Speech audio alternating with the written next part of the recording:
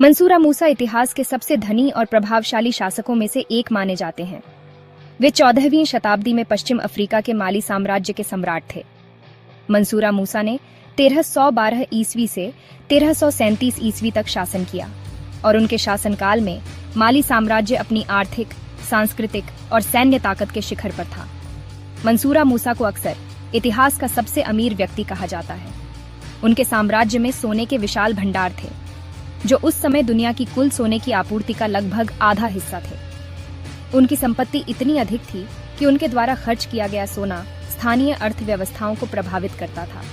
मंसूरा मूसा 1324 में मक्का की यात्रा के लिए गए। इस यात्रा में उन्होंने अपनी धन दौलत का अद्भुत प्रदर्शन किया। वे हजारों सैनिकों, सेवकों और ऊंटों के साथ यात्रा पर निकले, जिन पर सोना लदा हुआ था। मक्का की यात्रा के दौरान उन्होंने गरीबों को सोना दान किया और इस्लामी वास्तुकला को बढ़ावा दिया। मंसूरा मूसा ने तिम्बकट्टू को शिक्षा और सांस्कृतिक केंद्र के रूप में विकसित किया।